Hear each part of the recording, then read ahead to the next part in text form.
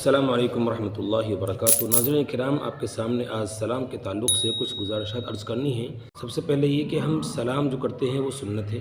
اور اس کا جواب دینا واجب ہے۔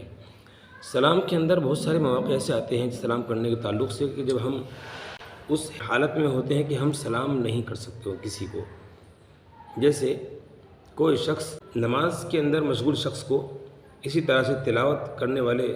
شخص کو اور ذکر میں مشغول شخص کو، جو حدیث پڑھا رہا ہو اس کو، یا کوئی خطبہ دے رہا ہو اس کو، مسائل فقہ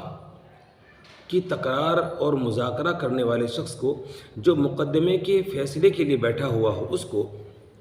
اسی طرح سے جو شخص اذان دے رہا ہو، اقامت کہہ رہا ہو، درس دے رہا ہو، اور اجنبی جوان عورت کو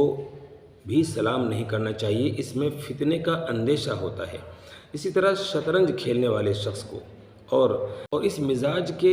اور اخلاق کے لوگ جو کھیلنے میں مشغول ہوں، جو اپنی بیوی کے ساتھ تکلفات کی کیفیت میں مشغول ہو، اس شخص کو بھی سلام کرنے سے منع کیا گیا ہے۔ اور جس کا سطر کھلا ہوا ہو، جو پیشاب یا پخانے کی حالت میں ہو، اس شخص کو بھی، اور جو جوا کھیل رہا ہو اس شخص کو بھی، جو کھانے میں مشغول ہو۔ ہاں، اگر کوئی شخص بھوکا ہے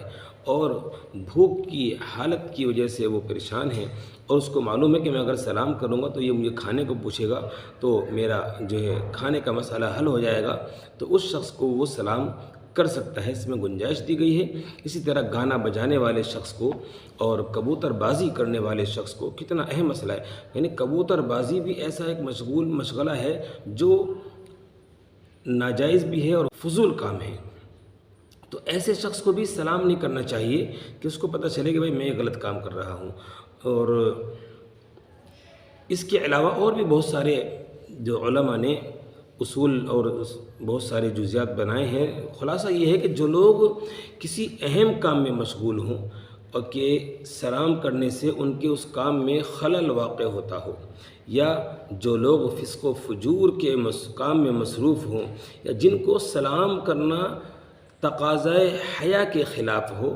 یا جنہیں سلام کرنے میں فتنے کا اندیشہ ہو، اور غیر مسلموں کو پہل کر کے سلام نہیں کرنا چاہیے۔ اور اگر غیر مسلم کو سلام کرنا پڑ جائے تو کہے